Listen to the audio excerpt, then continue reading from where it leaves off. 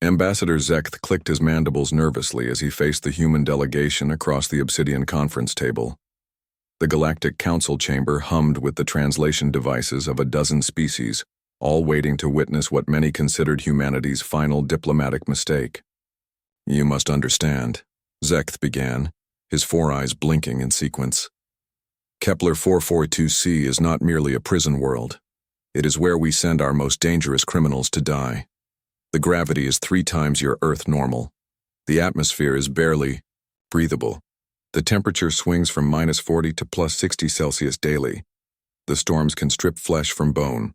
Captain Sarah Chen, head of the human diplomatic mission, leaned back in her chair with an expression that Zeketh had learned to recognize as dangerous. Complete calm. "Sounds unpleasant," she said. "But you haven't answered my question. Is the coffee good there?" A collective gasp rippled through the chamber. The Vorthan representatives' gill slits fluttered in what their species considered the equivalent of fainting. Even the usually stoic crystalline delegates began humming in distress frequencies. Zeketh's translator struggled with the concept. "Coffee? You mean the bitter stimulant beverage your species consumes?" "That's the one." Chen nodded to her, aide Lieutenant Rodriguez, who produced a steaming mug from seemingly nowhere. The rich aroma filled the chamber, causing several aliens to activate their atmospheric filters. "You see, Ambassador, my people have a saying, good coffee makes everything bearable."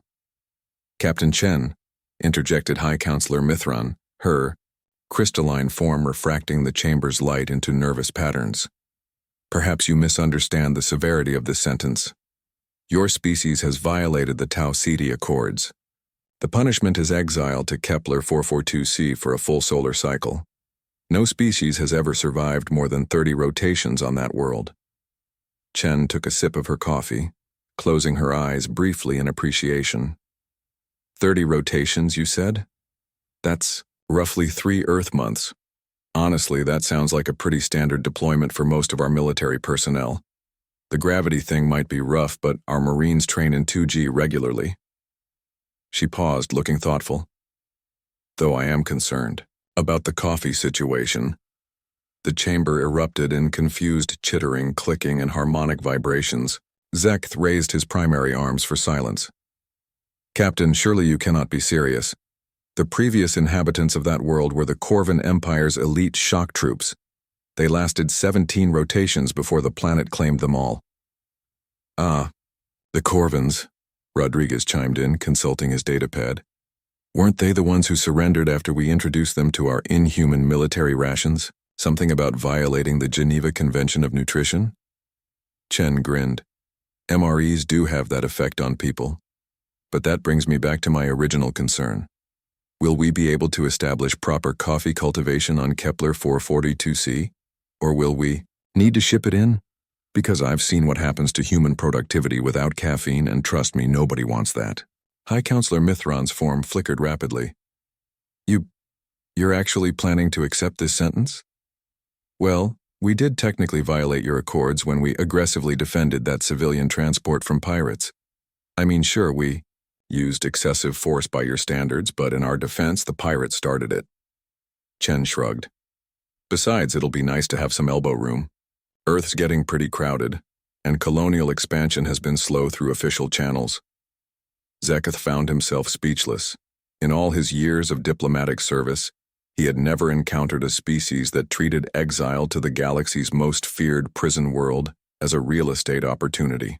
"Captain," he finally managed, "there are no facilities on Kepler 442c, no infrastructure, no support systems. It is a barren world of stone and storm." "Perfect." Chen's eyes lit up. "A clean slate. We won't have to worry about zoning laws or environmental impact studies. How many people can we send?" The sentence specifies your entire diplomatic mission," Mithran said weakly. 57 individuals." "Just 57. That's barely enough for a proper colony startup. Can we negotiate for more? Say, 10,000? We've got a lot of volunteers who'd love a chance at a fresh start." The chamber fell silent except for the nervous humming of various respiratory systems. Zeketh realized he was witnessing something unprecedented in galactic history, a species that viewed the ultimate punishment as an opportunity. "I suppose we could discuss expanding the sentence," he said finally. "But surely you understand the risks." Chen stood, straightening her uniform. "Ambassador, my species once looked at the most hostile continent on our planet, Antarctica, and decided it would be a great place to put some research stations. We've turned deserts into gardens and tundra into cities. A little heavy gravity and bad weather never stopped us before." She paused, taking another sip of coffee. "Though I really am serious about the coffee situation. It's a deal breaker if we can't figure that out." As the human delegation filed out to prepare for their exile, Zekth turned to High Counselor Mithran. "I have the strangest feeling we've made a terrible mistake." Mithran's crystalline form had dimmed to its dullest setting. "I fear we haven't punished them at all. I fear we've given them exactly what they wanted." 6 months later, when the first reports arrived from Kepler 442c, describing thriving human settlements, successful coffee plantations, and requests for tourism brochures, the Galactic Council would realize that Mithran had been absolutely correct. Sometimes the harshest punishment for one species is just another Tuesday for humans.